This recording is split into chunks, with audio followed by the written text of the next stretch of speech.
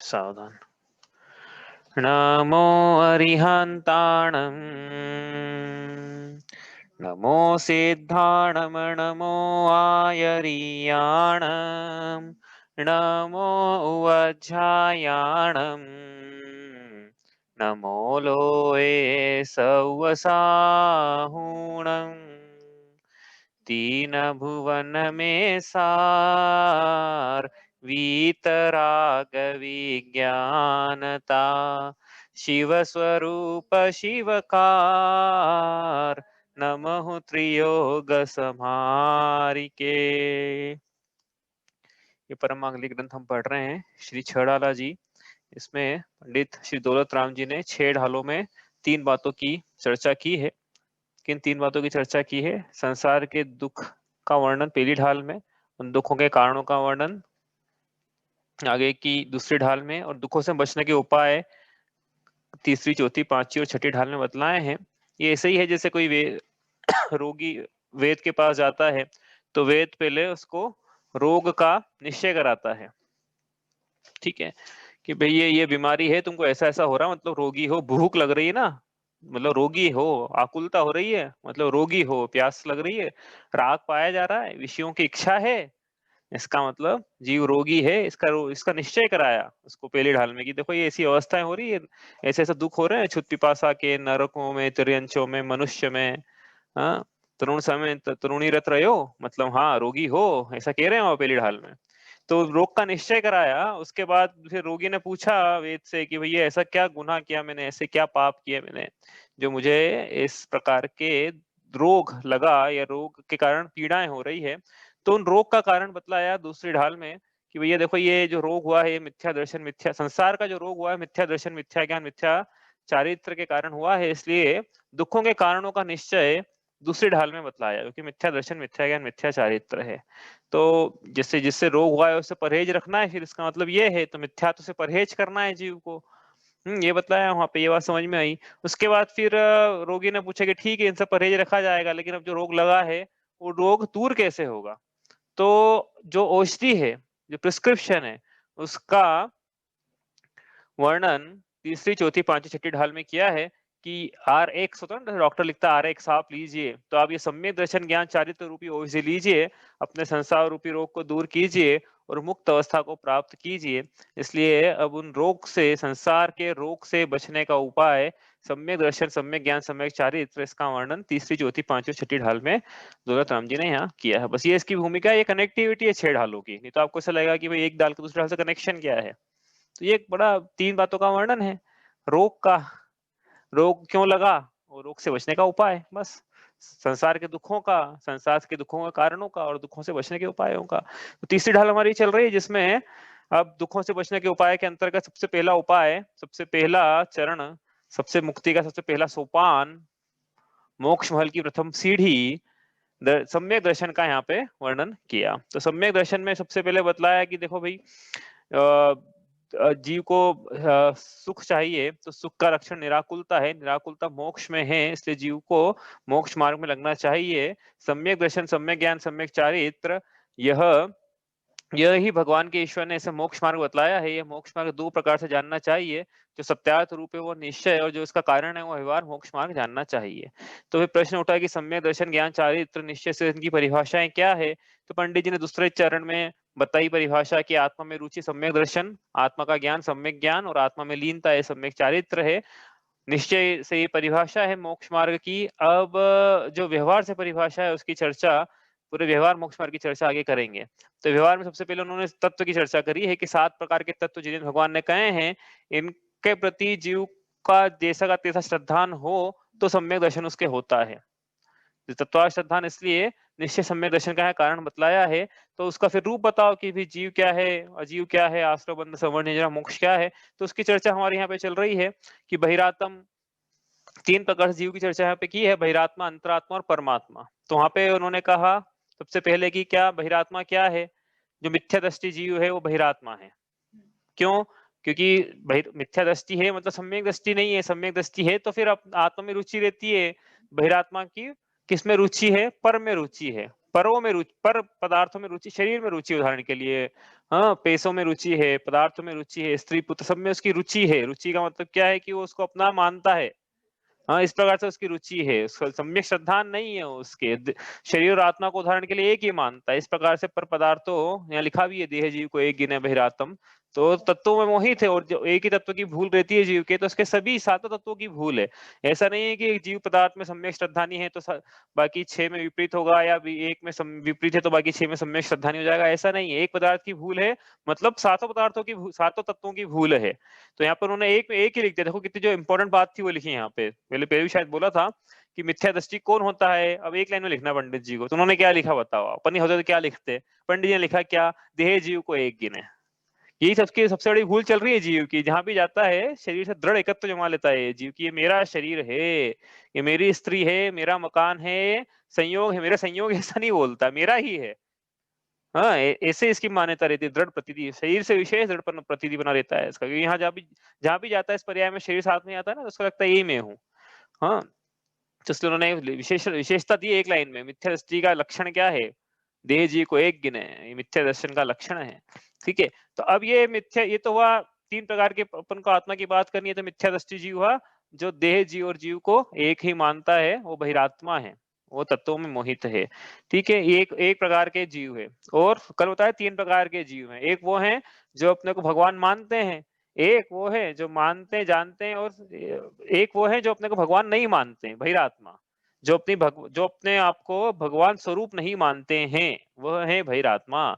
दूसरे वो हैं जो अपने को भगवान स्वरूप मानते हैं, जानते हैं और एक देश अनुभव करते हैं।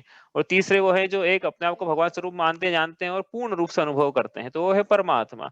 तो बहिरात्मा है, वो अपने आप को शरीर मानता है, वो अपने आप को सिद्ध समान नहीं मानता है, इसलिए वो बहिरात्मा है। लेकिन परम शुद्ध निश्चय ऐसे तो शुद्ध ज्ञान शुद्ध दर्शन वाला मैं हूँ, पर्यायों को मत देखो आप, ऐसा वो कह रहा है परम शुद्ध निश्चय है कि ऐसा द्रव्य को देखें अपन, द्रव्य दृष्टि से सभी सिद्ध हैं। हाँ, अंतरात्मा क्या है, कौन है, तो अंतरात्मा के 3 भेद की। अंतरात्मा मतलब बोलेंगे सम्यक दृष्टि, लेकिन अंतरात्मा यहाँ पर सम्यक दृष्टि वाला साथ में एक शब्द लगाना है, छद्मस्त।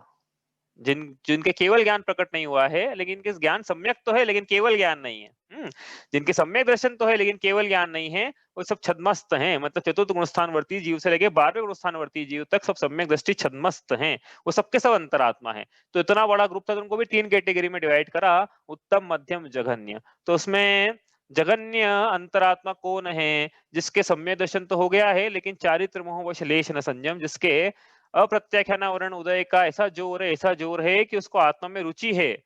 यद्यपि उसके मुनि दीक्षा सुख रूप मानता है, उपादेय मानता है, आत्मा को उपादेय मानता है, व्रतों को, संवर को, निर्जरा की अवस्था को अच्छा मानते हुए भी अप्रत्याख्यानावरण कषाय का ऐसा जोर चल रहा है जीवन में कि वो लेश मात्र भी संयम को अंगीकार नहीं कर पा रहा है। ऐसा जीव चतुर्थ स्थानवर्ती जगन्य अंतरात्मा है। परम। और फिर बात करें उत्तम परमात्मा कौन है, जगन्नाथ उत्तम ले लेते हैं तो बीच के सब मध्यम हो जाएंगे। उत्तम परमात्मा कौन है, तो यहाँ लिखा है द्विर संग बिन शुद्ध उपयोगी, जो दोनों प्रकार के परिग्रहों से मुक्त है। तो मुनिराज जो बहिरंग परिग्रहों से तो मुक्त हो ही गए थे, अंतरंग परिग्रह भी उनके क्या चल रहे थे, मिथ्यात्व का तो भाव हो गया था। अब 13 जो परिग्रह थे उनके, कौन कौन से, क्रोध मान माया लोभ, वो नौ कषाय, संजुलन संजुलन का उपदेश है ना सबका इनका, और नौ कषाय तो है ही देशघाती। तो ये इसका उदय था। तो अब ये, लेकिन उत्तम जो अंतरात्मा, इनमें 13 अंतरंग परिग्रह भी नहीं पाए जा रहे। एक मिथ्यात्व पहले ही चला गया, 14 प्रकार के अंतरंग परिग्रह होते हैं, एक मिथ्यात्व और 13 कषाय। 13 कषाय कैसी, क्रोध मान माया लोभ 4 और नौ कषाय, तो 9 4 13, तो मिथ्यात्व मिला के 14। तो मिथ्यात्व पहले ही चला गया था मुनिराजों के। एक परिग्रह तो सबसे बड़ा परिग्रह का तो भाव कर दिया था उन्होंने, लेकिन अब ये 10वें गुण स्थान के अंत में जो संजुलन लोभ का भाव होता है, तब अंतरंग में पूर्ण वितरागता प्रकट होती है। तो अंतरंग में चारित्र के विकारों की कोई विपरीत पर्याय प्रकट नहीं है, पर्याय में उदय को प्राप्त नहीं है, तो इसलिए अब वो 14 प्रकार के अंतरंग परिग्रहों से भी मुक्त हो गए हैं। इस प्रकार से दोनों प्रकार के अंतरंग बहिरंग परिग्रहों से जो मुक्त हो चुके हैं, वह उत्तम अंतरात्मा 12वें गुणस्थान वर्ती क्षीण मोह गुणस्थान वाले उत्तम अंतरात्मा शुद्ध उपयोगी मुनिराज हैं। अंतर मुहूर्त में इनके केवल ज्ञान होना निश्चित है। अंतर मुहूर्त में भगवान बन जाएंगे ये, कौन, मुनिराज। अंतर मुहूर्त में भगवान बनने वाले हैं, बस ये पक्का है। मरण को प्राप्त नहीं होंगे, उसी भाव से मोक्ष जाएंगे, पक्का है। ठीक है, तो ऐसे होते हैं उत्तम अंतरात्मा। अब ये बीच के जो बज गए सम्यक दृष्टि छद्मस्त, कहां से कहां तक बज गए, चौथे के पहले और 12वें के पहले, मतलब 5वें से 11 के जितने भी हैं सब। तो 5वें में कौन है, तो इन्होंने लिखा देशव्रती। पढ़ते हैं इसको अपन वाली लाइन को, ठीक है। मध्यम अंतर आत्म है जे देश व्रति अनगारी, जगन कहे अविरत समदृष्टि तीनों शिव मगचारी, सकल निकल परमात्म द्वे विद तिन में घाति निवारी, श्री अरहंत सकल परमात्म लोकालोक निहारी।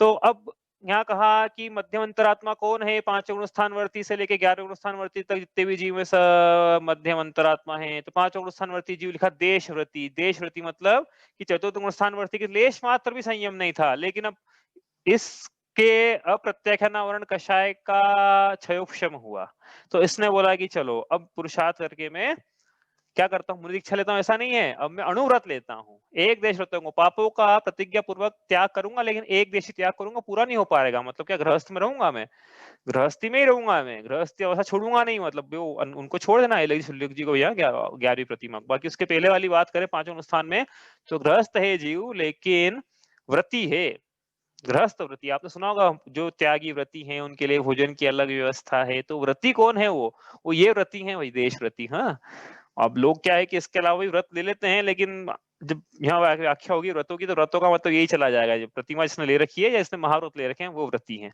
ठीक है। नहीं तो लोग क्या है थोड़े थोड़े दूसरे व्रत भी ले लेते हैं, कि ये एक व्रत है हमारा, वो व्रत है, तो उसकी चर्चा अपन नहीं करेंगे, ठीक है। वो भी पापों का त्याग रूप है, लेकिन यहाँ पे तो इस प्रकार से है कि 5 पापों का एक देश त्याग जैसा कि प्रतिमाओं में होता है, उसकी बात करेंगे, ठीक है। तो ये 5 गुणस्थानवर्ती मध्यम अंतरात्मा।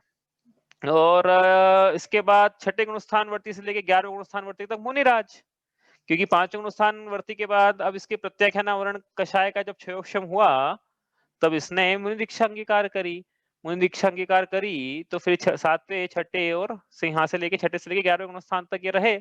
तो ये कौन हुए, सब अनगारी लिखा है। अनगारी मतलब जिनको सागार, सागार का, अगार का मतलब होता है घर, तो अनगार का मतलब होता है बिना घर का, जिनका घर नहीं, गृहस्थ जो नहीं है, कहने का मतलब यहाँ पे है। तो मुनिराज गृहस्थ नहीं होते, मुनिराजों की चर्चा है। तो वो हुए सब कौन, मतलब 5 गुणस्थानवर्ती से लेके 11 गुणस्थानवर्ती के सब मध्यम अंतरात्मा है। तो कोई बोले कि ऐसा है तो फिर हम 5 गुणस्थानवर्ती बने रहे, 6ठे में नहीं जाए, 7वें में नहीं जाए, कि भैया वो उसमें भी क्या है कि वो जितना पापों का जीव त्याग करे उतना अच्छा है ना। ऐसा तो है नहीं कि ये कैटेगरी ब्रॉड बनी है, आप चाहो तो उसमें भेद डाल दो फिर, ठीक है। तो अपन आगे चले यहाँ से। तो यहाँ पे कह रहे हैं कि तीनों शिवमकचारी हैं, जितनी भी अंतरात्मा मतलब सम्यक दृष्टि छद्मस्त हैं जितने भी, 5 चौथे से 12वें तक, तीनों मोक्ष मार्गी हैं।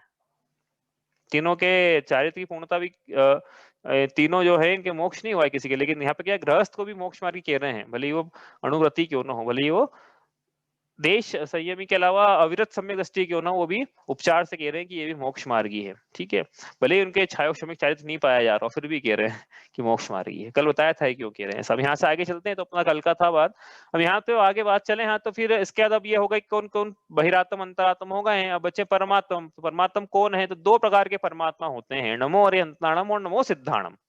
2 प्रकार के परमात्मा है। तो नमो अरिहंताणम, कौन है अरिहंत, अरिहंत कौन है, ये देखो विषय प्रश्न ऐसा है, याद रटा होना चाहिए अरिहंत कौन है, नहीं तो मतलब रोज नमो अरिहंताणम और पता नहीं कौन है, क्योंकि रटा जाता ना तो बुद्धि का इस्तेमाल नहीं करता है जी, रोज रटा रटाया बोल देता है।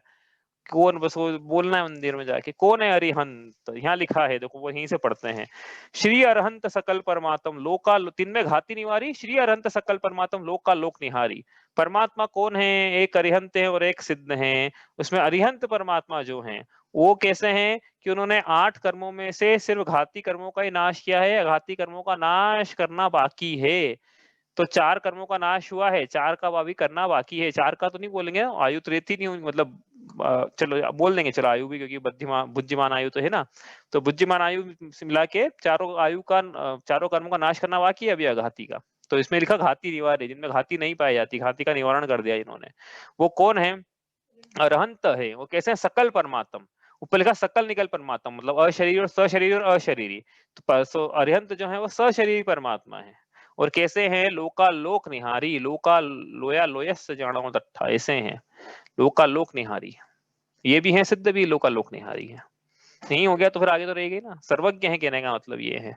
तो कैसे है फिर, वीतरागी हैं और सर्वज्ञ हैं, ऐसा यहाँ पे कहा है, क्योंकि क्या है कि घाती निवारी है, तो चारित्र मोहनी का जब नाश हो गया है तो सम्यक चारित्र की पूर्णता प्रकट हुई है। सम्यक चारित्र मतलब पूर्णता बोल सकते हैं किसी अपेक्षा से, लेकिन बोलना चाहिए सिद्धों के बाद, लेकिन उन किसी अपेक्षा से बोले, चारित्र होने की अपेक्षा से बोले तो पूर्णता प्रकट हो गई है। तो इस हिसाब से उनके क्या है कि अब वीतरागता पाई जा रही है। ठीक है, तो वीतरागता पाए जाने के कारण वीतरागी है और नीचे लिखा सर्वज्ञ, ऐसे होते हैं अरिहंत पर भगवान। तो यहाँ पे अरिहंत भगवान के जो गुणस्थानों की अपेक्षा से अपन भेद करेंगे ना, तो अरिहंत भगवान भी 2 गुणस्थानों में होते हैं। कौन कौन से गुणस्थान है? 13वें और 14वें गुणस्थान में। 13वें गुणस्थान में कौन है? सहयोगी, सतल नहीं, सहयोगी पर सहयोगी, सहयोग केवली। और 14वें गुणस्थान में अयोग केवली। तो अब ये क्या है सहयोग केवली और अयोग केवली?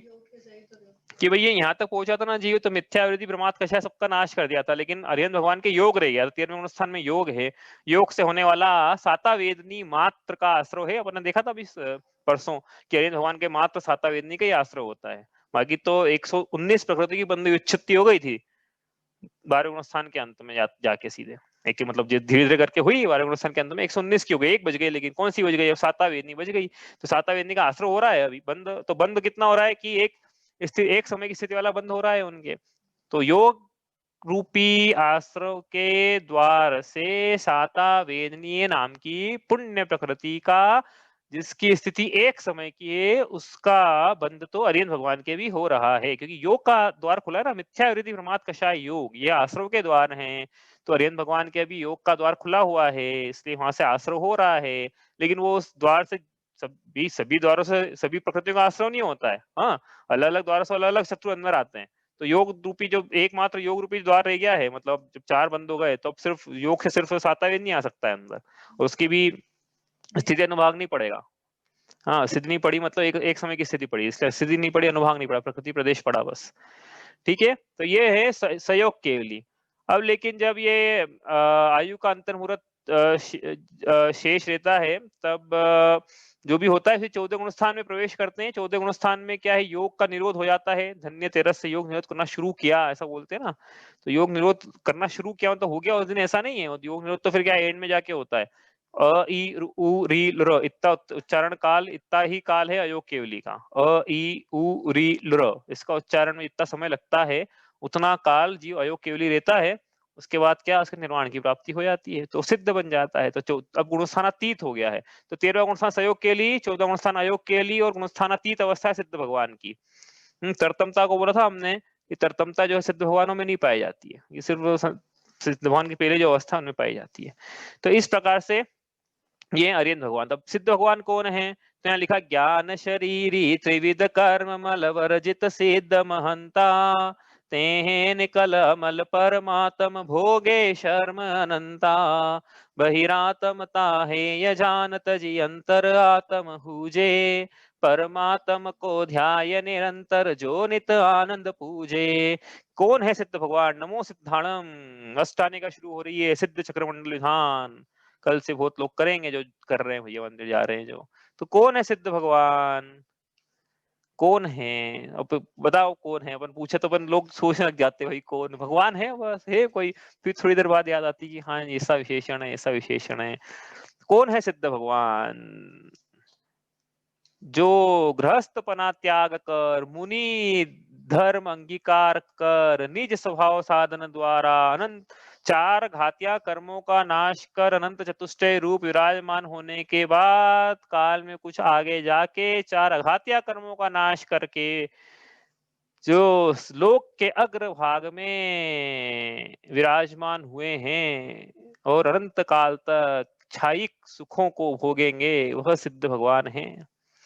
अलग अलग परिभाषा बनती है, तो मैंने मोक्ष में प्रकाशक से बोली है, लेकिन आपको जो रटी, मेरे को ये रटी हुई है इसमें यही बोलता हूँ हर बार। आपको भी एक लाइन तो रटी होना चाहिए कम से कम कि अरे भगवान कौन है, एक लाइन तो रटो आप, कोई सी भी रट लो कि ऐसे है।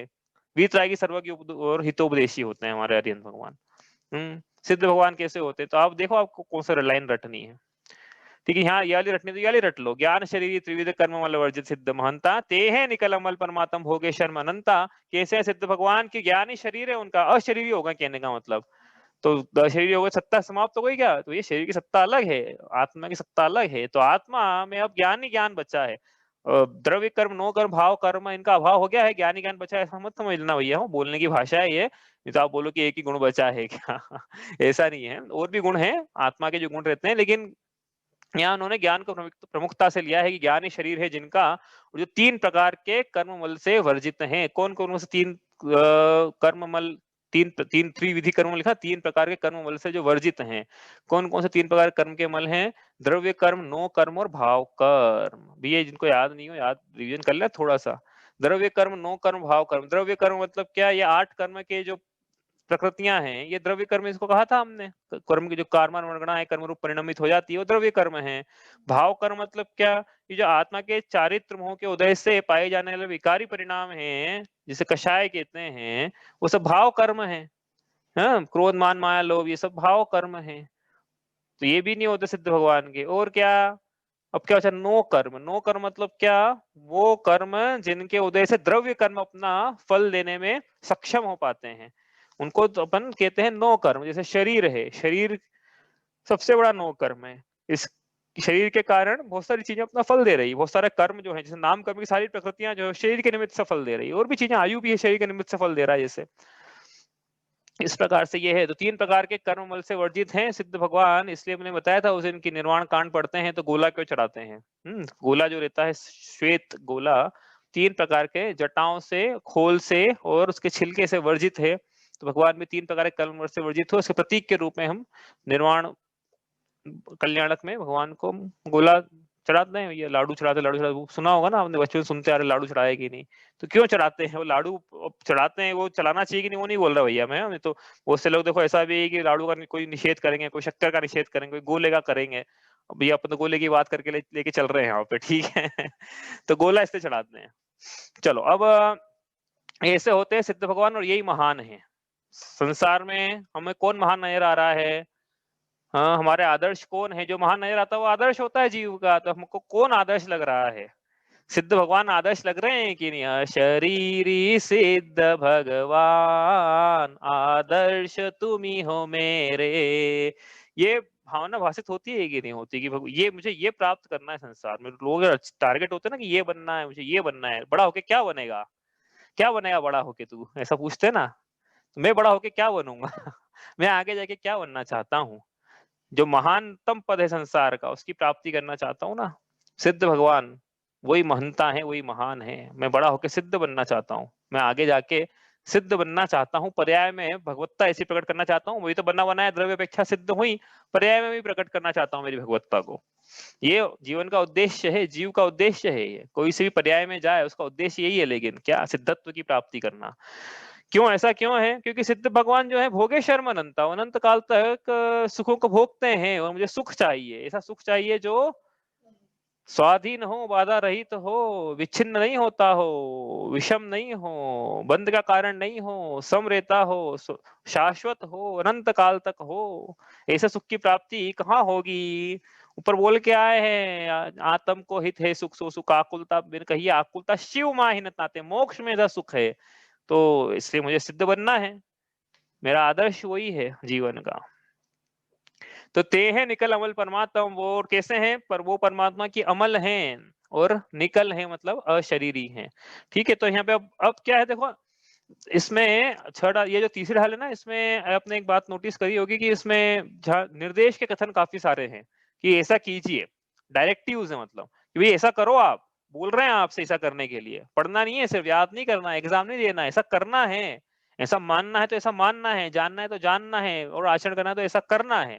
तो निर्देश के कथन काफी सारे हैं इसमें। जैसे यहाँ लिखा देखो वापस इन्होंने कि अब क्या करें, हमने सब जान लिया तो हमको क्या मतलब इन 3 प्रकार के, आज तो आपने पढ़े, हमको क्या मतलब इनसे? तो हम निर्देश का कथन दे रहे हैं कि देखो अब क्या करना है। बहिरातमता, बहिरातमता मतलब बहिरातम पना, मतलब मिथ्या दृष्टि पना, मतलब मिथ्यात्व, इसको हे जानकर इसका त्याग करो। मिथ्यात्व का त्याग कीजिए, अंतरात्म हुजे, सम्यक दर्शन को प्राप्त कीजिए। दूसरा निर्देश का कथन, परमात्म को ध्यान निरंतर, व्यवहार से तो अत्यंत सिद्ध का ध्यान कीजिए, निश्चय से अपनी आत्मा का निरंतर ध्यान कीजिए, और जैसा आनंद ऊपर हमने बतलाया है वैसे आनंद को स्वयं प्राप्त कीजिए। बताओ, 4 प्रकार के निर्देश कथन हो गए यहाँ पे। ऐसा कीजिए, ऐसा कीजिए।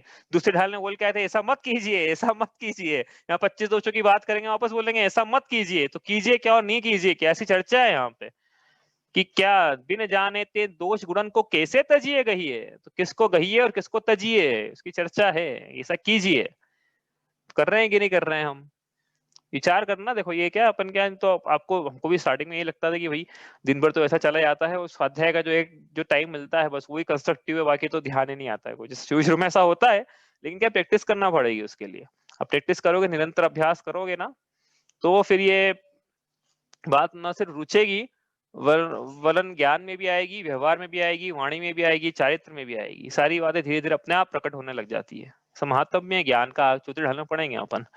चलो ये बात हुई किसकी, जीव की। ठीक है, अब यहाँ पे अपन ने एक विषय लिया था गुणस्थान का। हाँ, गुणस्थान में अब ये इतना तो विषय तो बहुत गहरा लिया हमने, इतना सब हो नहीं पाएगा। देखो एक बार में अपन जितना कर सकते हैं उतना करने का प्रयास करेंगे ज्यादा से ज्यादा। तो गुणस्थान क्या होते हैं अपन यहाँ से शुरू करेंगे। तो गुणस्थान समझने के लिए हमें समझना पड़ेगा क्या, कि द्रव्य कितने होते हैं। अरे गुणस्थान का द्रव्य से क्या रिलेशन है भाई, जिनको गुणस्थान बिल्कुल भी समझ में नहीं आया है उनकी बात चर्चा है यहाँ तो, बिल्कुल भी समझ में नहीं आया गुणस्थान क्या होते हैं। तो अपन बिल्कुल लो विश्व किसे कहते हैं यहाँ से शुरू करते हैं। बेसिक जैन सिद्धांत प्रवेशिका का पहला प्रश्न, विश्व किसे कहते हैं। 6 द्रव्यों के समूह को विश्व कहते हैं।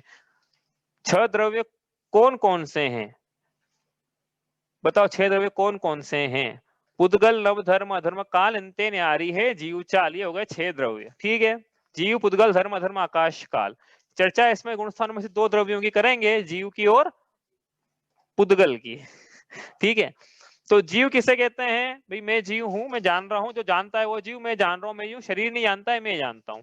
पुद्गल किसे कहते हैं, शरीर दिख रहा है ना, जो जानता नहीं है वो चेतनता बिन सो अजीव है। तो ये शरीर जो है ये अजीव है, और जो स्पर्श रस गंध गुण वाला है वो पुद्गल। ठीक है, अब ये जो जीव है ये सुख चाहता है, लेकिन ये संसार में बंधा हुआ है कर्मों से। कर्म का उदय आता है, उनको भोग कर ये दुखी होता है। तो ये कर्म क्या होते हैं, जीव जो है बंधा हुआ है, किससे बंधा हुआ है, दूसरे जीव से नहीं बंधा हुआ है। जीव जीव कर्मों से बंधा हुआ है। कर्मों पे आरोपण, कर्म कांड पढ़ रहे हैं ना, तो कर्मों पे आरोपण डालना पड़ेगा हर काम की, ये करवा रहा है हमको। निमित्त नैमित्तिक कथन है, लेकिन कर्ता कर्म कथन चलते हैं यहाँ पे। ठीक है, तो यहाँ पे क्या बोल रहे हैं कि जीव जो है कर्मों से बंधा हुआ है। कर्म क्या होते हैं, ये पुद्गल हैं, यही जीव के साथ बन जाते हैं, इसी को कर्म बोलते हैं।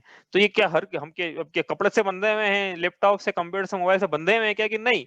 पुद्गल बहुत प्रकार के होते हैं। तो समान गुण वाले पुद्गल परमाणुओं का जो पिंड है उसे वनगणाएं कहते हैं, है ना। तो एक विशेष प्रकार के पुद्गल के परमाणु हैं जो कर्म में बदलने योग्य पुद्गल के परमाणु हैं, उनको हम कारमान वर्गणा कहते हैं। तो कारमान वर्गणा पूरे विश्व में फैली हुई है। जीव के मिथ्या वृत्ति प्रमाद कषाय योग के निमित्त से यह आत्मा में इनका संबंध होता है, और आत्मा से बंधन को प्राप्त हो जाती है, तो आत्मा इनसे बन जाता है और ये आत्मा से बन जाता है। तो ये इसका जब भविष्य में उदय आएगा, तो ये उदय में आने के बाद जीव को फल देगी। फल क्या देगी, पुण्य की प्राप्ति, सुख की प्राप्ति, मोक्ष की प्राप्ति, सम्यक की प्राप्ति नहीं। इनका फल तो विपरीत है सब, किसी कोई सा भी कर्म अच्छा नहीं है इसलिए। तो ये अब जब इनका उदय आता है, तो जीव वापस इनके उदय में मिथ्या प्रमाद कषाय के परिणाम यदि कर लेता है, तो वापस नवीन बंध हो जाता है। ये संतति अनादिकाल चली आ रही है, और जीव ने यदि संतति नहीं ब्रेक करी तो अनंत काल तक चली आ रही है। मतलब जीव को यदि सुखी होना है तो उसका मात्र एकमात्र उपाय है कि आज नहीं तो कल, कल नहीं तो परसों, परसों नहीं तो जब करना है तब, ये तो करना ही पड़ेगा। क्या करना पड़ेगा, सम्यक दर्शन की प्राप्ति करना पड़ेगी, मुनिदीक्षा लेना होगी। मुनिदीक्षा लेने के बाद अरिहंत होकर सिद्ध अवस्था को प्राप्त करना ही होगा। तो यदि फ्यूचर में करना है तो आज क्यों ना कर लें। बीमारी आज है और बोले कि हम बाद में ठीक करेंगे, ऐसा कोई नहीं करता है। तो इतनी देर तक दुखी रहे फिर हम, फिर बाद में जब वो एक्चुअली क्या है, फिर बाद में जब वो उसी मिल जाती है ना, होता है अपने साथ ऐसा, अरे इतने टाइम तक हमने जब हमने दुख उठाया हमको पहले ही पता तो बता रहे ना, अभी बाद में पछताने से अच्छा है कि इतने टाइम तक। तो क्या करना है, मिथ्यावृत्ति प्रमाद कषाय को रोकना है, उसी की विधि है पूरी छड़ाला में, जिनवाणी में कहना चाहिए।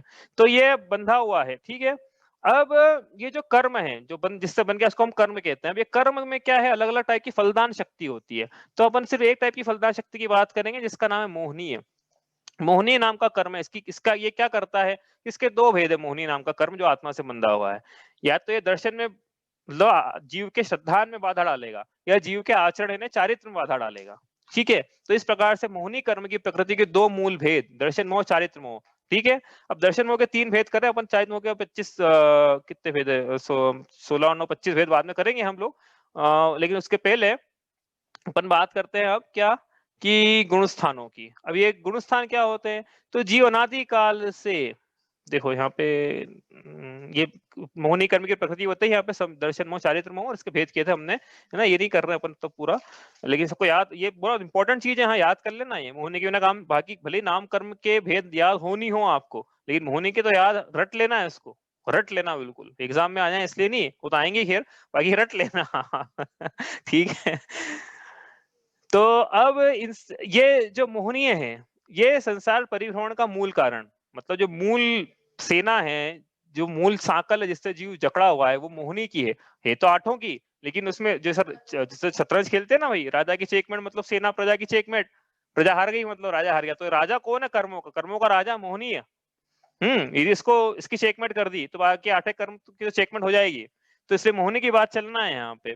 क्यों? क्योंकि ये अब ये मोहनी क्या बाधा डाल रही है? जीव की श्रद्धा में बाधा डाल रहा है, जीव के चारित्र में बाधा डाल रहा है। ठीक है। अब जैसे जैसे मोहनी का उदय कम ज्यादा हीन अधिक और अलग अलग प्रकार का होता है, वैसे वैसे जीव के परिणामों में विशुद्धि शुद्धता बढ़ती चली जाती है।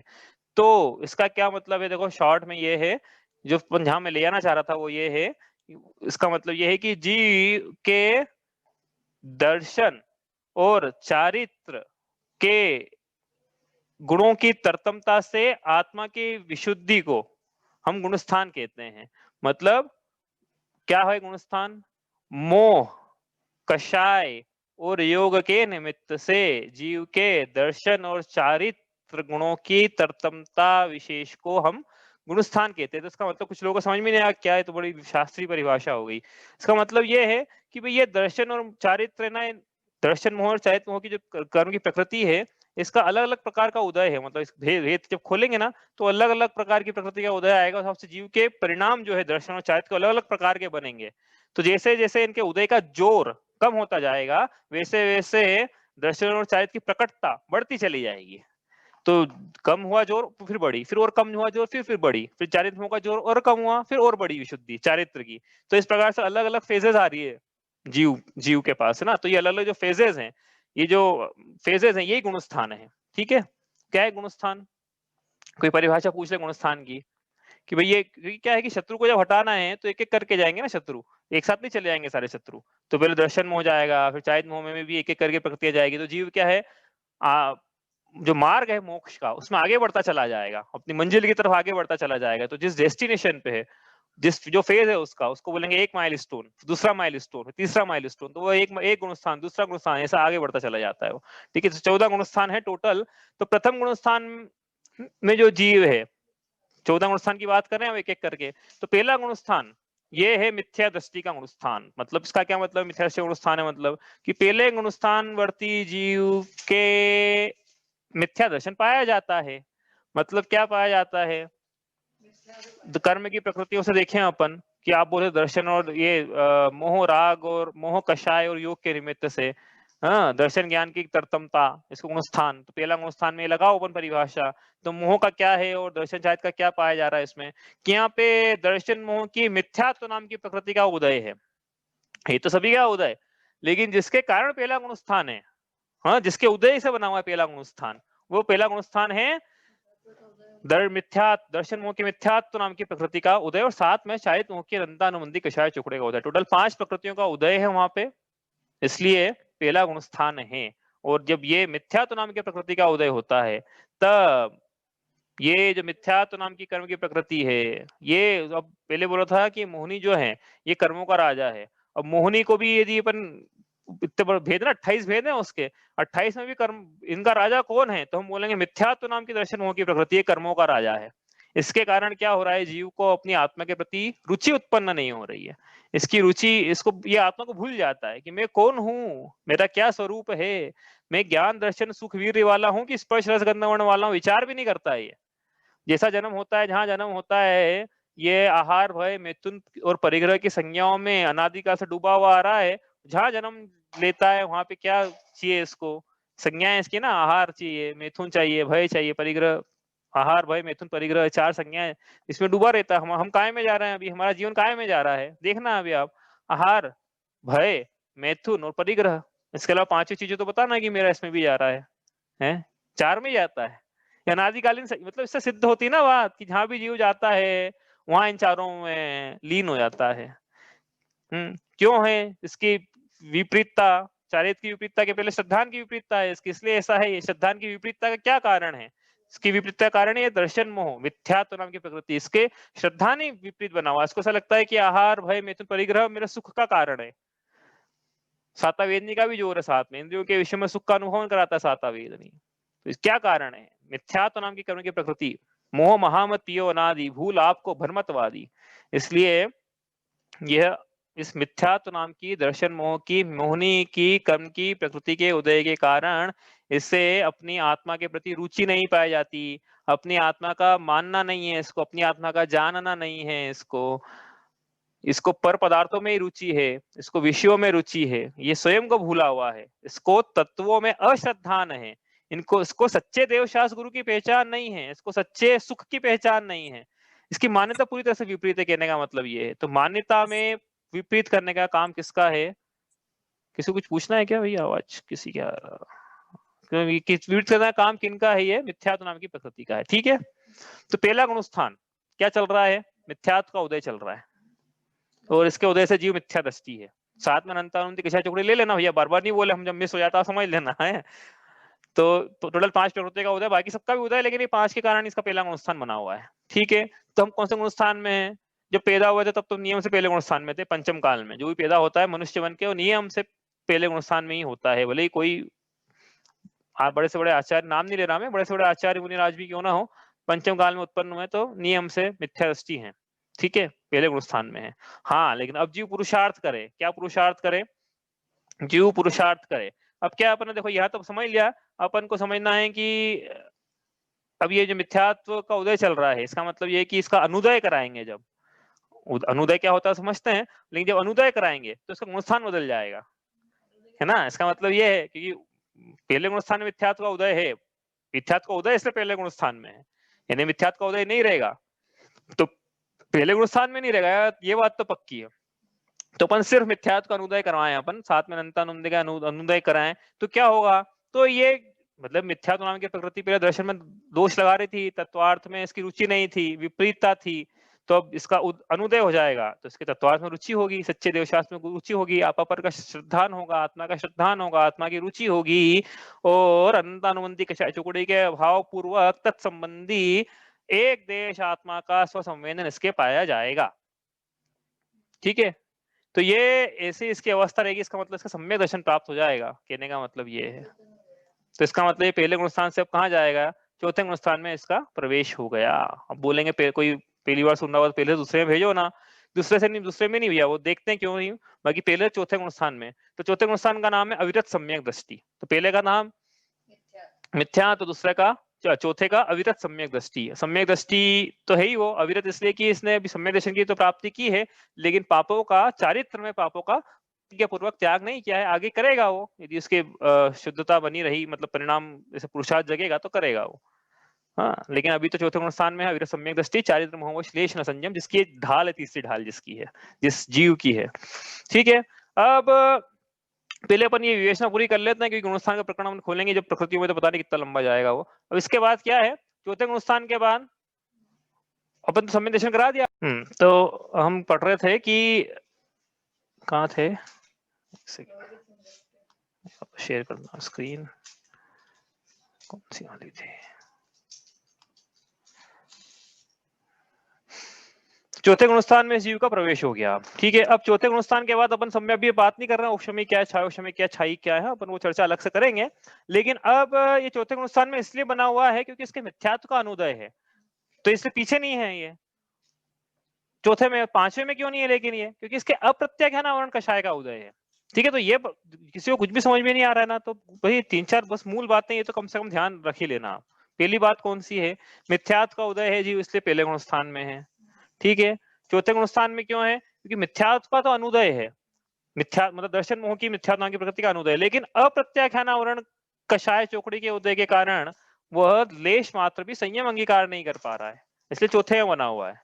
अब ये जिसको चौथे से पांचवें में प्रवेश करना है, यानी ये देश व्रत अंगीकार करेगा, अणुव्रत लेगा, एलग छुल्लग जी माता जी इस प्रकार से अंगीकार करेगा व्रतों को, या अणुव्रत गृहस्थ अंगीकार करेगा, हाँ पापों का प्रतिज्ञा पूर्वक एक देश त्याग करेगा।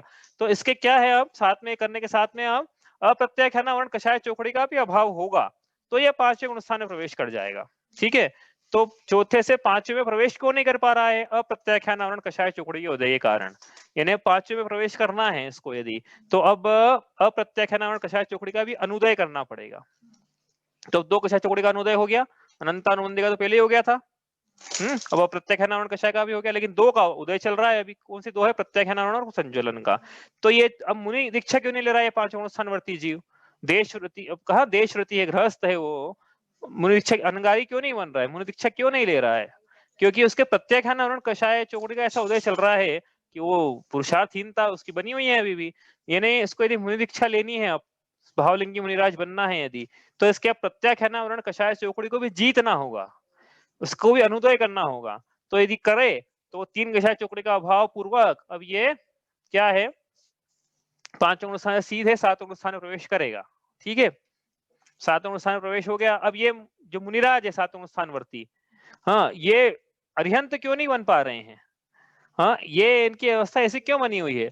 तो इसमें यदि चारित्र होने की अपेक्षा से कथन करेंगे तो अभी संजोन कषाय चौकड़ी बैठी हुई है, नौ नौ कषाय बैठी हुई है, तो ये बोल रही भैया हमको भी जीतो पहले, तो वीतरागता प्रकट होने देंगे हम, क्योंकि संजनन जो है, हाँ माया और लोभ ये राग रूप कषाय है, इनके बिना कैसे वीतरागी हो बन जाओगे। और हास्य रथ, उसमें भी हास्य रथ रहती, शोक भय जुगुप्सा, इसमें भी देख लेना कौन कौन से राग और कौन से देश रूप है। तो इनको जब राग रूप देश को पहले, द्वेष रूप कषाय पहले जीती जाएंगी, फिर राग रूप कषाय जीती जाएंगी। तो जब राग सूक्ष्म लोभ को जब जीते जीव सब दसवें स्थान के अंत में, तो वीतरागता प्रकट होती है उसके। तो इसलिए क्या है, ये जीव जो है सातवें स्थानवर्ती, ये वीतरागी इसलिए नहीं है क्योंकि इसके संजन कषाय चौकड़ी का और नौ नौ कषाय का उदय चल रहा है। अब यहाँ पे क्या है कि मुनिराजों का एक ही गुणस्थान नहीं है, मुनिराजों के अनेक गुणस्थान है, क्योंकि अब सात्विक गुणस्थान की जो अवस्था है उसमें शुद्धोपयोगी अवस्था है मुनिराजों की, मतलब ऐसे मुनिराज जो आत्मा का ज्ञान ध्यान में लीन है, मतलब ध्यान की अवस्था में लीन है, शुद्धोपयोग की अवस्था में लीन है, शुद्धोपयोगी मुनिराज, ऐसे मुनिराज को हम बोलेंगे सातवें गुणस्थानवर्ती। और छठे गुणस्थानवर्ती मतलब कि जो उनके शुद्धोपयोग नहीं है लेकिन शुभोपयोग है। शुभोपयोग मतलब क्या, जैसे कि प्रवचन दे रहे हैं, प्रवचन दे रहे हैं तो शुभोपयोग है इस प्रकार से। तो छठे गुणस्थानवर्ती मुनिराज, तो इस प्रकार से छठा सातवां गुणस्थान हो गया। इसमें झूलते रहते हैं अनेक बार, सातवें में जाएंगे, फिर छठे में आएंगे, फिर छठे सातवें में, सातवें छठे में चलता रहेगा इनका। मुनिराज मुनि के लाएंगे दोनों गुण स्थानों में, ऐसा नहीं कि मुनि पना कम हो जाएगा, इसमें कम मुनि उसमें ज्यादा मुनि, ऐसा नहीं है। तो चलते रहेंगे, उनकी नियति ऐसी है। अब लेकिन यदि क्या है, चतुर्थ काल होता ही है, पंचम काल में तो नहीं हो पाएगा ये, चतुर्थ काल लेकिन होता, तो अब जीव ये मुनिराज जो है शुद्धोपयोग अवस्था में आगे बढ़े अपने, हाँ अपने आत्मा की शुद्धता को आगे बढ़ाते जाए, परिणामों की शुद्धता को, मतलब कषायों को दबाते हुए या क्षय करते हुए, अपन कषायों को अनुदय बोलेंगे अभी, कि कषायों के अनुदय करते हुए आगे चले जाएं, तो इनके परिणामों की शुद्धता और बढ़ती चली जाएगी। तो गुणस्थान अभी बोला था ना कि तरतमता को गुणस्थान बोला है, तो जैसे जैसे शुद्धता बढ़ेगी वैसे वैसे नया नया माइलस्टोन अचीव होगा, तो वैसे नए नए गुणस्थान में आएंगे वो। तो सातवें से नया माइलस्टोन आठवां गुणस्थान, फिर वो शुद्धता बढ़ी, फिर नौवां और शुद्धता बढ़ी, तो दसवां। तो हो क्या रहा है, शुद्धता बढ़ी मतलब क्या, कषायों का अभाव हो रहा है। अब क्या है, नवे गुणस्थान में के शुरू में अलग कषाय है, नवे गुणस्थान के अंत में अलग कषाय है। नवे गुणस्थान के अंत में सिर्फ संयोजन लोभ नाम की कषाय बची, एक कषाय बची बस दसवें गुणस्थान में, कहने का मतलब ये है, वो है संयोजन लोभ नाम की कषाय। ठीक है, उसका भी जब अनुदय होगा तब जीव ने, अपन ने पढ़ ली उपशम श्रेणी छपक श्रेणी, तो जैसी भी श्रेणी मांडी उस हिसाब से 11वें 12वें गुणस्थान में पढ़ेंगे वापस से, क्या समय मिला तो 11वें 12वें गुणस्थान में प्रवेश होगा उपशम श्रेणी, तो 11वें गुणस्थान में छपक श्रेणी, तो 12वें गुणस्थान में प्रवेश होगा, मतलब 12वें गुणस्थान में प्रवेश हुआ मतलब क्या है कि अब जो लौट के वापस संसार में नहीं आएगा, इनका अब क्या है, ट्रेन प्लेटफॉर्म पे आ चुकी है इनकी, अभी बैठ बैठ गए बस ट्रेन में, समझ लो। हाँ, वेटिंग क्लियर तो हो ही गया था।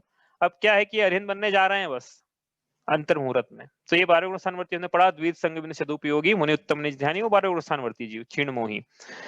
तो ये इस प्रकार से आगे बढ़ रहे गुणस्थानों में, फिर जब अंतर मुहूर्त बाद 12वें गुणस्थान के बाद क्या होगा, 12वें गुणस्थान के अंत में जो 3 घात्या कर्म बच गए थे शेष, अभी तो भाई मोहनी गया ना, मोहनी चला गया पूरा, संयोजन लोभ सबसे एंड में चली गई, लेकिन अब वो जो 3 ऊपर लिखा, ऊपर ने देखो यहाँ ऊपर 3 घात्या कर्म और बैठे थे, ज्ञानावरण दर्शनावरण अंतराय, ये 12वें गुणस्थान के अंत में इन तीनों का क्षय होगा। क्या तभी शुक्ल ध्यानांग करी चौघाति विधि कानन धयो, सब लख्यो केवल ज्ञान करी भवि लोक को शिव मग कहो। छड़ाला की पंक्तियां छठी ढाल में आएगी है कि ऐसे जो शुद्ध उपयोगी मुनिराज है उन्होंने इस प्रकार से अरिहंतपना प्राप्त किया, शुक्ल ध्यान की अग्नि में ज्ञानावरण दर्शनावरण अंतराय को भी भस्म कर दिया। और फिर क्या हुआ कि ज्ञान में कोई बाधा डालने वाला नहीं तो अनंत ज्ञानी हुए, दर्शन में बाधा डालने वाला नहीं तो अनंत दर्शन वाले हुए, अंतराय वीर्य में बाधा डालने वाला नहीं है इसलिए अनंत वीर्य वाले हुए, और मोहित पहले चला गया था दसवें स्थान के अंत में। तो ऐसे इनके अनंत चतुष्टय प्रकट हुए, अनंत दर्शन ज्ञान सुख वीर्य प्रकट हुए। ऐसे अनंत चतुष्टय के धनी हैं। कौन है? जो तुम ही हो सिरताज, वो अनंत चतुष्टय के धनी ऐसे हैं वो। ठीक है, कौन? अरिहंत भगवान। 13वें गुणस्थान में चले गए अब। लेकिन अब क्या है कि कषाय भी चली गई, संयोजन लोभ कषाय भी अंत में चली गई थी, मिथ्यावृत्ति प्रमाद कषाय होते चले जा रहे थे, एक लाइन से दरवाजे बंद हो रहे थे। योग का दरवाजा खुल गया 13वें गुणस्थान के अंत में, योग का दरवाजा बंद हुआ तो 14 गुणस्थान अयोग केवली का जितना काल है उसका, उसके बाद उनको उस 14 गुणस्थान के बाद अरिहंत भगवान जो कि अयोग केवली है, उसके बाद निर्वाण की प्राप्ति। इस प्रकार से ये जीव को निर्वाण की प्राप्ति ऐसे होती है। मोक्ष का क्या मार्ग है? ये मार्ग है इस पार को चल के, मतलब कर्मों के अपेक्षा से गुणस्थान की अपेक्षा से देखें तो ये मार्ग है। ठीक है, अब इसमें एक कुछ पूछना आपको तो पूछो, वरना आपको आगे चलना है यहाँ से।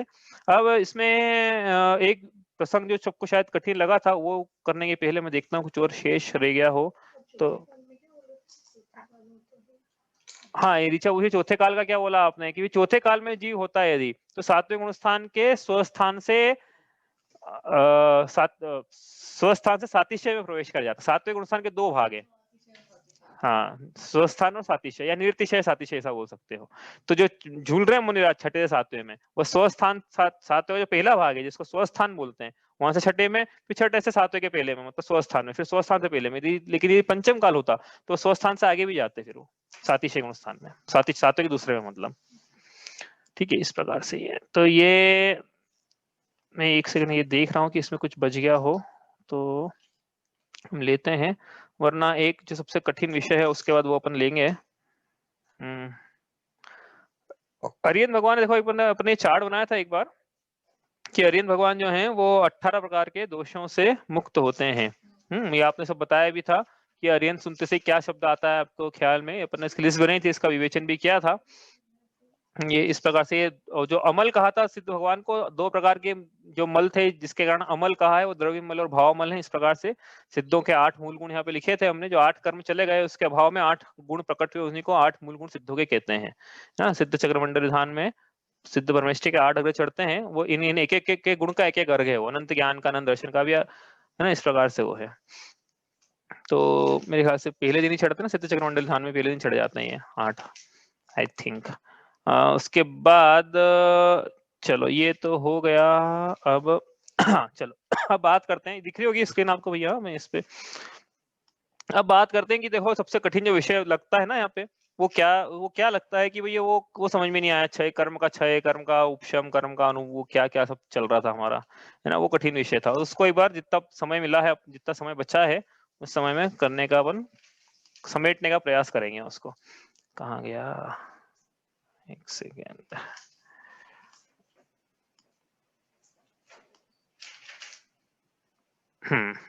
तो ये सब टेबल बनाई थी हमने बहुत सारी, इतना ये सब दिख रही होगी आपको यहाँ पे।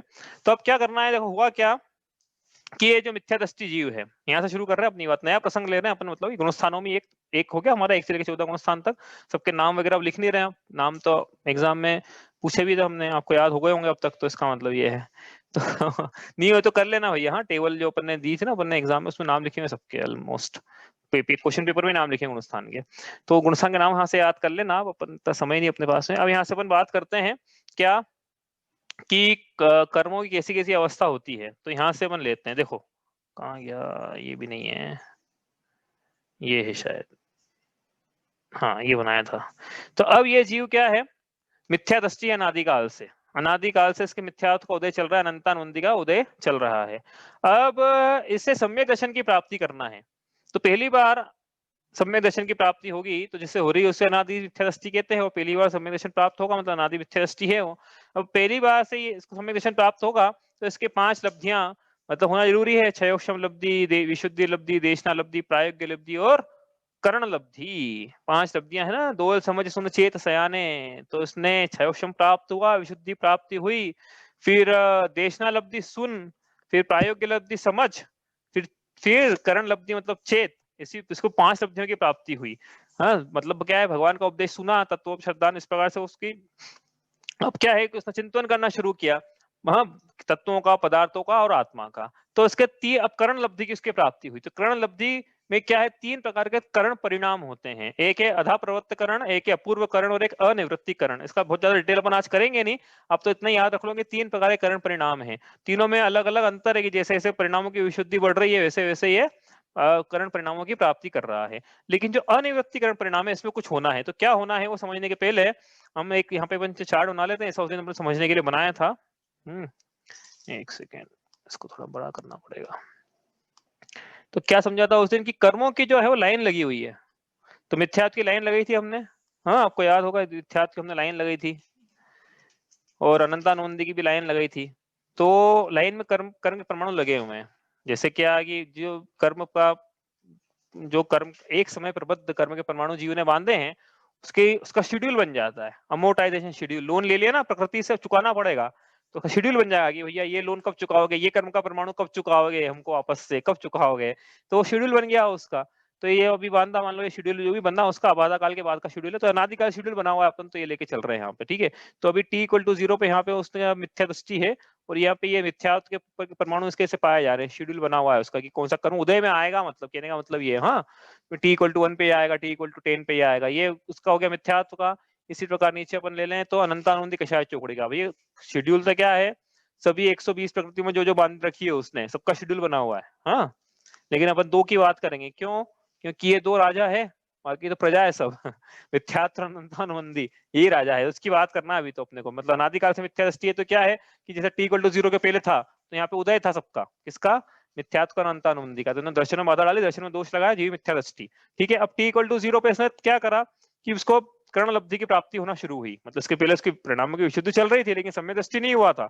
देशनालब्धि मिली, क्षयोक्षम लब्धि, देशनालब्धि, हाँ प्रायोग लब्धि तक इसके क्या है कि मिथ्या दर्शन नहीं चल रहा है। यहाँ तक कि जो कर्ण लब्धि शुरू हुई तो अधा प्रवर्तन करण परिणाम हुए, तीन करण परिणाम हुए ना एक एक करके।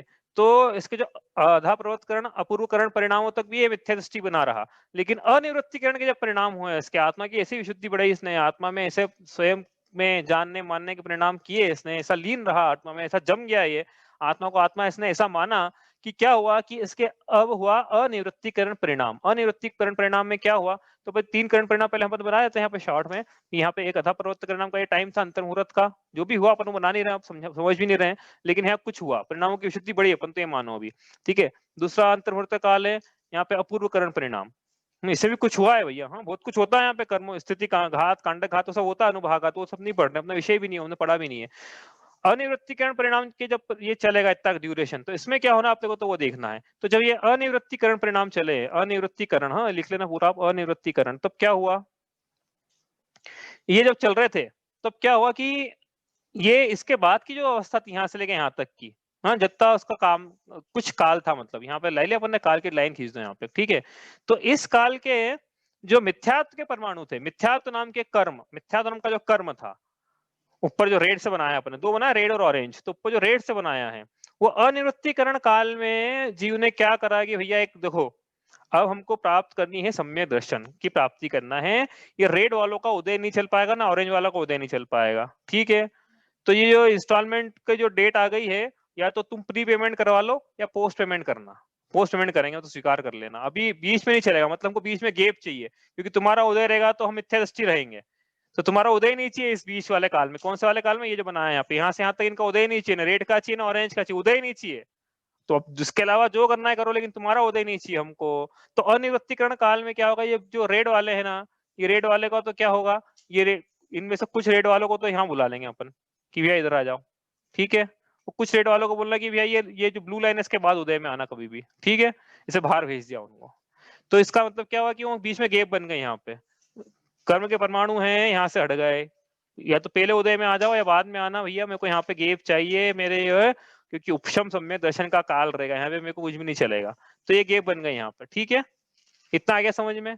लेकिन अब ये ऑरेंज वालों का क्या, अब ये तो भैया बहुत जिद्दी है, तो अपने से ये नहीं बनेंगे, ये कर्म के परमाणु हैं, नहीं हो पाएगा। तो क्या, तो उनसे बोला, वो ऑरेंज वाला बोला कि भैया मिथ्या तो तुमने भेज दिया, वो चला भी गया, सीधा साधा था, मैं नहीं जाऊंगा मैं तो अपनी जगह पे बैठा रहूंगा, जस का तस बैठा रहूंगा, मेरा तो तुम स्थिति आगे पीछे नहीं कर सकते, मेरे को तो जब इंस्टॉलमेंट मेरी आएगी ड्यू डेट तो चुकानी पड़ेगी। तब फिर जीव ने बोला अच्छा ऐसा है तो एक काम करो कि भैया जब हमारा जब तुम्हारा काल आए पकने का, उदय देने का, तब ये ऑरेंज वालों से बोला कि जब तुम्हारा पकने का काल आएगा तब तुम अनंतानुबंधी के रूप में उदय में मत आना, तुम बाकी 3 कषाय चौकड़ी में या 9 कषाय में बदल जाओ और फिर उदय में आओ, हमको चलेगा, अनंतानुबंधी के रूप में उदय में मत आना। तो उसको स्वीकार था थोड़ी देर के लिए कि हाँ चलो हम मान लेते हैं। तो अब जीव यहाँ पे था, देखो हाँ जीव यहाँ तक पहुंच गया था, अपन पर्पल से अपनी लाइन बनाए यहाँ पे, तो जीव अभी यहाँ तक यहाँ था अभी, ठीक है, इसे परिणाम कर रहा था वो अनिवृत्तिकरण के, अभी वो यहाँ पहुंच गया, ठीक है। अब इसका ये वाला काल शुरू हो गया, मतलब कौन सा काल, उपशम का काल शुरू होने वाला, और टाइम टी इक्वल टू 0 नहीं लेना चाहिए यहाँ पे, क्योंकि तो यहाँ पर ले लिया, इसको यहाँ से हटा देते हैं। चलो यहाँ पहुंच गया, टाइम यहाँ है, मतलब उसका कहने का मतलब ये जीव यहाँ पहुंच गया। अब यहाँ पहुंचने के बाद क्या हुआ, अब इसके बाद जो मिथ्यात्व का उदय यहाँ तो नहीं है, जगह खाली है वहां पे, तो मिथ्यात्व की तरफ से अब सम्यक दर्शन में कोई बाधा नहीं है, ठीक है, लेकिन अनंतानुबंधी बैठी थी वहां पे। तो जब जीव यहाँ पे था ना, एक समय पहले था, यहाँ पे था, यहाँ पे, हाँ यहाँ पे था, जब हाँ जब यहाँ पे था, तब ये वाला जो कर्म का परमाणु है एक समय बाद वाला, ये कर्म का परमाणु जो है अनंतानुबंधी से या तो अप्रत्याख्यानावरण या प्रत्याख्यानावरण या संजलन या फिर नौनोकषाय इसमें बदल गया। अब अनंतानुबंधी वाला नहीं रहा, एक समय बाद वाला। तो अब जब जीव यहाँ पहुंचा, कहाँ पहुंचा, अब यहाँ पहुंचा, है ना, तो ऊपर देखो, ऊपर मिथ्या तो नहीं है यहाँ पे, और यहाँ पे अनंतानुबंधी नहीं है क्योंकि वो बदल गया है, संक्रमण हो गया है उसका, ठीक है। तो अब उसको दर्शन में बाधा नहीं, क्योंकि दर्शन में बाधा लाने वाली 2 प्रकृतियां थी, कौन कौन सी, मिथ्यात्व और अनंतानुबंधी कषाय चौकड़ी, दोनों का अनुदय चल रहा है, हाँ दोनों का अनुदय चल रहा है। तो जीव को ऐसा करने पर क्या हुआ, औपशमिक सम्यक दर्शन की प्राप्ति हुई।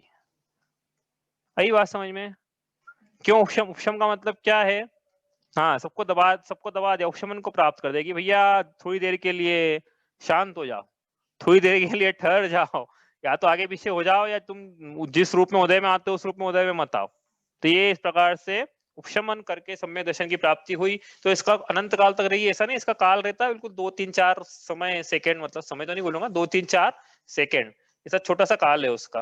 तो छोटे से काल में जीव को उपशमिक सम्यक दर्शन की प्राप्ति हुई, मतलब क्या हुई, मतलब पर द्रव्यों से भिन्न मेरी सुख स्वभावी आत्मा ही पूर्ण रूप से परम उपादेय है, ऐसी प्रतीति हुई उसको, ऐसा जानना मानना और एक देश से संवेदन रूप अनुभवन हुआ, ठीक है। तो इस काल में हुआ, ये हुआ, फिर अब पहले गुण स्थान से चौथे गुण स्थान में प्रवेश कर गया, वहां यहाँ तक पहला गुण स्थान था, इस लाइन के पहले तक पहला था, इस लाइन के बाद उसका चौथा गुण स्थान बन गया, ठीक है, यहाँ तक चौथे में रहेगा। नहीं ये तो पक्का हो गया, ऑप्शन का जो भी काल है उसका, हाँ जितना भी अंतर मुहूर्त का काल रहता है, अंतर मुहूर्त बताया मैंने आपको, बहुत बड़ा अंतर मुहूर्त नहीं, छोटा सा ही हो। तो अब ये हुआ, अब ये जैसे जैसे आगे बढ़ता जा रहा है ना, वैसे वैसे वो ऑरेंज वाला जो है उसको अपन येलो में कन्वर्ट किया था उस दिन, तो ये ऑरेंज वाला जो येलो में कन्वर्ट होते जा रहा है, ठीक है, ये ऑरेंज वाला था, सेकंड वाला ये येलो में कन्वर्ट हो गया, फिर थर्ड वाला येलो में मतलब अनंतानुबंधी वाला जो है वो अनंतानुबंधी को छोड़ के बाकी जो चारित्व होने की प्रकृतियां उसमें कन्वर्ट होते जा रहा है। तो एक एक समय में हो रहा है, एक साथ नहीं हो रहा है, जीव यहाँ गया तो अगला कन्वर्ट हुआ, यहाँ गया तो अगला कन्वर्ट हुआ, यहाँ गया तो आखिरी वाला कन्वर्ट हो गया, और आखिरी वाला कन्वर्ट हो गया, अब जीव पहुंच गया यहाँ पे, ठीक है, उपशम का काल पूरा हो गया, उसके बाद जीव पहुंच गया, पहुंचने वाला था, ठीक है, मतलब वहां तक पहुंच गया जीव। तो वहां से 4 रास्ते बनते हैं अब, 4 रास्तों को अपन ज्यादा विस्तार से नहीं कर पाएंगे भैया, इतना समझ में आ गया, अब ठीक है, अब अपन क्या है, अब थोड़ा पढ़ ले रहा पुराना नोट्स में से। अब क्या है कि 4 रास्ते बनेंगे, 4 रास्ते में क्या है कि जब वो ऐसा काल हो रहा था ना, पहली बात तो ये तो मिथ्यात्व के 3 टुकड़े हो गए थे, हाँ मिथ्यात्व यहाँ पे एक थी ना, जब ये उपशम सम्यक दर्शन की प्राप्ति हुई, यहाँ पे इसको, यहाँ पे उपशम सम्यक दर्शन की प्राप्ति हुई थी जब, तब ये जो मिथ्यात्व है इसके 3 टुकड़े हो गए थे, यहाँ पे पूरी लाइन से 3 टुकड़े हो गए थे, तो लाइन लगी सबके 3 टुकड़े हो गए थे, तो 3 में से एक का नाम था सम्य, 3 बन गए यहाँ पे, एक के 3 बन गए, अब ये एक के 3 बन गए, मतलब क्या कि भाई उन्हीं से टूट के बने हैं ये, ऐसा नहीं कि बढ़ गया उल्टा, और तो एक का नाम मिथ्या, तो एक का सम्यक मिथ्या, तो एक का सम्यक। अब चौराहा है वहां पे, चौराहा कैसे है कि अब जीव यहाँ पे पहुंच गया, इस यहाँ पे पहुंच गया है, तो यहाँ पे पहुंचने की में जब एक समय 6 आवली का काल पूरा है होना बाकी है, तो एक समय या 6 आवली के पहले क्या होगा, कौन उदय में आएगा, हाँ अनंतानुबंधी बोलेगी भैया हम तो उदय में आएंगे, तो अनंतानुबंधी उदय में आ गई, उपशम मतलब मिथ्या तो उदय में नहीं है, लेकिन अनंतानुबंधी उदय में आ गई एक समय 6 आवली के पहले, तो जीव का प्रवेश हो गया कौन से गुण स्थान में, नहीं दूसरे गुण स्थान में, दूसरे गुण स्थान में प्रवेश हो गया उसका, ठीक है। तो ये सासादन इस प्रकार से बना, ठीक है। यदि नहीं आती अनंतानुबंधी उदय और जीव इस ब्लू लाइन को क्रॉस कर जाता, तो वहां पे फिर अब वहां पे बैठी है, अब मिथ्यात्व बैठा, सम्यक मिथ्यात्व बैठा है, अनंतानुंदी बैठी है वैसे, तो अनंतानुंदी वाले चलो मैं तो आपस से क्या है इस प्रकार से क्षय उपशम को प्राप्त रहूंगी, लेकिन सम्यक मिथ्यात्व बोलता है कि अब मैं उदय में होऊंगा भैया। सम्यक मिथ्यात्व मतलब मैं तो नहीं होऊंगा संजय, मैं तो उसमें सम्यक में कन्वर्ट नहीं होऊंगा, मैं तो उदय में होऊंगा। सम्यक मिथ्यात्व को उदय आ गया यदि, तो जीव चौथे से गिर के हो गया, तीसरे स्थान में चला गया। ठीक है, और वहां पे मिथ्यात्व बैठा हुआ है, पर वो मिथ्यात्व बोलता है कि भैया इनको छोड़ो, मैं ही उदय में आ जाऊंगा, तो जीव वापस से मिथ्यात्व नाम के गुणस्थान में चला जाएगा। और ऐसा नहीं हो तो फिर एक और अवस्था बन सकती है, वो है छायोक्षमिक सम्यक दर्शन की। उसमें क्या है कि उसमें क्या हो रहा है, ये तो उपशम सम्यक दर्शन पढ़ लिया हमने। अब छायोक्षमिक सम्यक दर्शन में क्या हो रहा है, छायोक्षमिक सम्यक दर्शन में उपशम सम्यक दर्शन के काल के बाद, काल पूरा हो गया, उसके बाद न तो मिथ्यात्व उदय में है, ना अनंतानुंदी उदय में, ना सम्यक मिथ्यात्व उदय में है। अब बोले सम्यक उदय में होंगी मैं, एक और थी ना नहीं सम्यक मिथ्यात्व, सब तो सम्यक मिथ्यात्व नहीं, सम्यक सम्यक बोले मैं उदय में होंगी। तो सम्यक लेकिन क्या है, देशघाती प्रकृति है, देशघाती प्रकृति है, तो ये दर्शन को बाधा तो पहुंचाती है, लेकिन पूरा पूरा घात नहीं करती है। ठीक है, थोड़ा बहुत चल मतलब और दोष लगाएंगे, लेकिन आपके सम्यक दर्शन को भंग नहीं करेंगे। जैसे सम्यक प्रकृति ऐसा बोल रही है, तो हमने बोला ठीक है चलो चल जाएगा हमको थोड़ी देर के लिए, तो कम से कम थोड़ा काम चल जाएगा हमारा। तो ऐसा हो सकता है, तो जीव को छायोक्षमिक सम्यक दर्शन की प्राप्ति हो गई। तो बाकी का क्या हो रहा है फिर, सम्यक मिथ्यात्व का और मिथ्यात्व का अनंतानुबंधी का, कि भैया इनका क्षयोक्षम चल रहा है। इनका क्षयोक्षम कैसे चल रहा है कि भविष्य में आने वाले अनंतानुबंधी पढ़ है ना क्षयोक्षम की परिभाषा, भविष्य में आने वाले सर्वघाती अनंतानुबंधी कषाय चौकड़ी का सदवस्था रूपशम। सदवस्था रूपशम मतलब क्या, कि हम उदीर्णा मत होने देना भैया, जहां वहां बैठे रहो तुम, सब असमय तुम उदीर्णा मत, नहीं तो हमारा खेल भी खराब हो जाएगा। यहाँ पे जहां वहां बैठे रहो, जब उदय में आए तो तुम्हारा देखेंगे, अभी तो तुम बैठे रहो। तो पुराने इंस्टॉलमेंट में खींच के पर नई इंस्टॉलमेंट में नहीं ला रहे हैं। ठीक है, ये हुआ सदवस्था रूपशम। और वर्तमान में उदय में आने वाले जो सर्वघाती स्पर्धक थे अनंतानुबंधी के, उनका तो कर ही रहे हैं अपन, क्या करवा रहे हैं, उदय भावी क्षय करा रहे हैं। मतलब क्या है, दूसरी प्रकृतियों में कन्वर्ट करा करा के, देशघाती में या सर्वघाती में भी, बाकी अनंतानुबंधी में नहीं होना चाहिए, वो अनंतानुबंधी में कन्वर्ट करा करा के क्षय। और वर्तमान में उदय में आने वाले, वर्तमान में उदय में आने वाले क्या, संयोजन, संयोजन का या बाकी सबका उदय चल ही रहा है, संयोजन का उदय चल रहा है, मतलब छह की परिभाषा में संयोजन लेंगे यहाँ पे, संयोजन का उदय चल रहा है यहाँ पे, चाहे तो होने की प्रकृति में। तो ये हुआ अनंतानुबंधी का क्षयोक्षम। मिथ्यात्व में क्या चल रहा है कि भविष्य में आने वाले मिथ्यात्व का सद्वस्था रूपशम, वर्तमान में आने वाले मिथ्यात्व का और सम्यक मिथ्यात्व का, दोनों का लेना है यहाँ पे है। वर्तमान में आने वाले मिथ्यात्व सम्यक मिथ्यात्व का उदय भावी क्षय, मतलब वो सम्यक में कन्वर्ट होकर उदय में आएगी। और वर्तमान में आने वाली देशघाती का उदय, मतलब सम्यक उदय में आ ही रहा है। तो इससे मिला जुला जो भाव है वो क्षयोक्षमी सम्यक दर्शन है। ठीक है, इस प्रकार से वो क्षयोक्षमी सम्यक दर्शन। अब जब जीव विशुद्धि के परिणामों को आगे मतलब बढ़ाएगा अपने, तो वापस तीन करण परिणाम करेगा। तीन करण परिणाम करने में क्या करेगा कि अनंतानुबंधी जो अब छाई समय दर्शन करवा रहे हैं, कोई से भी अनुष्ठान में हो सकता है, चौथे से लेकर सातवें तक में, वो कहीं भी कराओ। अब क्या है कि छाया समय दर्शन में जो अनंतानुबंधी है, उसकी विसंयोजना करवाना है उसको, तीन करण परिणाम करेगा। और जितनी भी अनंतानुबंधी कषाय चौकड़ी है, उनकी सारी की यहाँ से लेके यहाँ तक की सत्ता है इसकी, 70 कोड़ा कोड़ी जितनी भी 40 कोड़ा कोड़ी सागर, 40 कोड़ा कोड़ी हे मधुर नहीं जी हो भी जाती हो, तो उत्कृष्ट बता रहा हूँ मैं। सारी की सारी सत्ता को लेगा एक साथ, वो सबको पलटा देगा कि भैया सबकी सब खत्म हो जाओ सत्ता में से, अनंतानुबंधी की सत्ता समाप्त। तो कहाँ गई, पलट गई, तो मतलब कहाँ गई कि भाई बची हुई सब में कन्वर्ट हो गई वो, उस समय जो बची हुई थी वहां पे। और प्रत्येक तो प्रत्येक जिस जो उस समय जिस गुणस्थान में वो है, उन गुणस्थान वाली प्रकृति में कन्वर्ट हो जाएगा वो। जैसे अब जैसे पंचम गुण स्थान में है, तो फिर अप्रत्याहार में कन्वर्ट नहीं होगा, फिर वो प्रत्याहार संजुलन में होगा। मुनिराज है तो संजुलन में कन्वर्ट होगी, इस प्रकार से। तो अनंतानुबंधी सत्ता समाधि संयोजना हो गई। और मिथ्यात्व का क्या करेंगे कि जितनी मिथ्यात्व है भविष्य में आने वाली, तो वर्तमान में खींच के लाओ सबको, और क्या करो, सबको सम्यक तुम्हें कन्वर्ट करा के सम्यक का उदय भोग लो। हाँ, तो उससे क्या होगा, सम्यक प्रकृति के उदय से चलमल लगाड़ दोष लगेंगे, लेकिन उसके एक समय बाद जब पूरे दोष पूरे भेज लिए, तो मिथ्या सत्ता समाप्त हो गई। अब जीव के ना अनंतानुबंधी की सत्ता है, न जीव के मिथ्यात्व सत्ता है। इसका मतलब जीव क्या है, क्षयिक सम्यक दर्शन की प्राप्ति कर ली है। अब ये जीव जो है भूल के भी पलट के भी कभी ऐसा नहीं मानेगा कि मैं शरीर हूँ। क्या मानेगा हमेशा अपने आप को कि मैं भगवान हूँ, ऐसा मानेगा। क्षयिक सम्यक दृष्टि, भले नरकों में चले जाए, अपने आप को भगवान ही मानेगा। ठीक है, इस प्रकार से इसका श्रद्धान हो चुका है अब। तो इस प्रकार से क्षयिक सम्यक दर्शन है।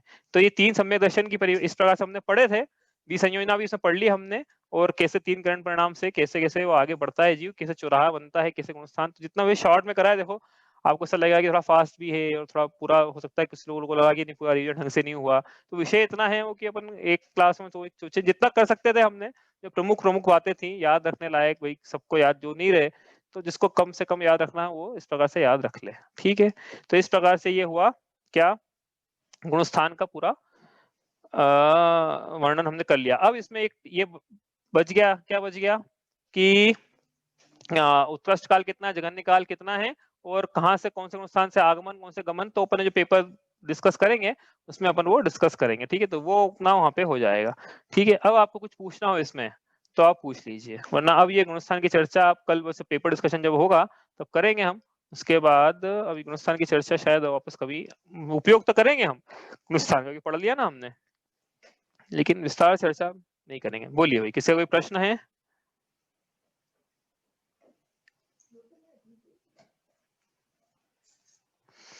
चलिए बढ़िया, मतलब सबको समझ में आ गया होगा। मैं ऐसा तो नहीं बोलूंगा, अभी देखो जितना समझ में। हाँ बोलिए। चौथे गुणस्थान में जो चौराहे पे पहुंचे थे तो सम्यक का उदय आया था।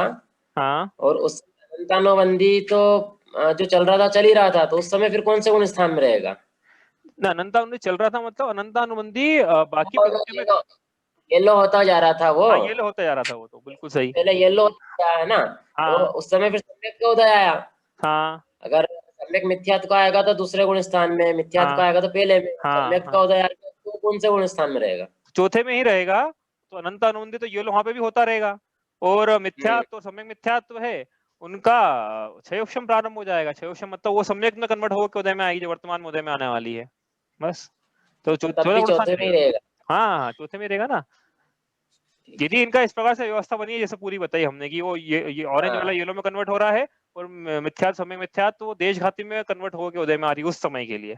तो चौथे गुण हम्म। बना हुआ है उसका, क्योंकि सम्यक को उदय में जीव के दर्शन का पूरा पूरा घात नहीं है। चलो, और ठीक है। कोई प्रश्न है किसी का?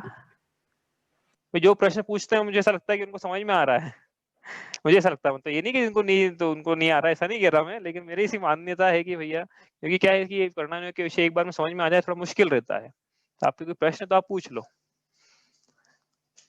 अब कल हम पेपर डिस्कशन करेंगे। ओपन बुक का जो पहला पेपर है, वो पहला पेपर कल डिस्कस करेंगे, मतलब 1 से लेके 10 छंद तक जो पूछे थे हमने। तो अभी तो हमने 5 छंद ही पढ़े रिवीजन में, लेकिन पहले पेपर डिस्कस कर लें कल। उसके बाद फिर बचे हुए 5 छंद, उसका जितना समय मिलेगा कल, नहीं तो परसों करेंगे। तो कल तो अपन करेंगे पेपर डिस्कशन पहला। ठीक है, तो भाई जिसको ऐसा है वो आ जाए कि भी मेरा सही हुआ कि गलत हुआ है। अब कुछ लोग जो पहली बार दे रहे हैं भाई एग्जाम, ऐसा है सिस्टम की भैया, अभी तो ओपन बुक पेपर दिया है वो तो आप ही को चेक करना है। ठीक है, दूसरा ओपन बुक पेपर दिया है वो भी आप ही को चेक करना है, वो डिस्कस करेंगे। आपको मॉडल पेपर भी भेज दूंगा, मॉडल आंसर शीट, आप उससे भी मिलान कर लेना। इसके बाद अब आप जिन्होंने ओपन बुक का पहला और दूसरा पेपर दोनों दिए हैं, उनको क्लोज बुक का पेपर भेज दिया गया है सबको, लगभग लगभग सभी को भेज दिया, सभी ने दे दिया लगभग लगभग, एक आध को छोड़ के। ठीक है, तो अब ये जो क्लोज बुक की डेडलाइन है 1 दिसंबर है भैया। ये क्लोज बुक का पेपर ऐसा है जो कि जिन्होंने नहीं दिया अभी तक उनका, इनके लिए बता रहा हूँ मैं कि ऐसा है कि भैया इनको इसको बिना भी देखे सॉल्व करना है, किसी से पूछना नहीं है, चीटिंग नहीं करना है बिल्कुल। उसमें सेल्फ डिक्लेरेशन फॉर्म है, वो साइन करना है कि मैंने अपनी बुद्धि से, बिना पूछे, बिना किसी को डिस्कस किए मैंने किया है, ऐसा साइन करेंगे। और 2.5 घंटे का पेपर है, ध्यान रखना, यहाँ 2.5 घंटे का है। 2.5 घंटे का पेपर है, फिर बता रहा हूँ आपको, 11 क्वेश्चन है, 2.5 घंटे में करना है, 100 नंबर का पेपर है। एक बार फिर से, 100 नंबर का पेपर है, 11 क्वेश्चन है, 2.5 घंटे में क्लोज बुक पेपर, 1 दिसंबर तक करना है आपको। वो तो आपको करना है, आप 10 दिन अपने पास में, आप आराम से कर सकते हैं, ऐसा मुझे लगता है। कल हम डिस्कस करेंगे ओपन बुक का पहला पेपर। चलिए इतना ही करते हैं आज। सहजानंदी शुद्ध स्वरूपी अविनाशी में आत्म स्वरूप, ज्ञानानंदी पूर्ण निराकुल सदा प्रकाशित मेरा रूप। देह मरे पर मैं नहीं मरता, अजर अमर हूँ आत्म स्वरूप। सहजानंदी शुद्ध स्वरूपी अविनाशी में आत्म स्वरूप, जहाँ वाणी के ज्ञान ते सूझे लोकालोक, सो वाणी मस्तक नमो।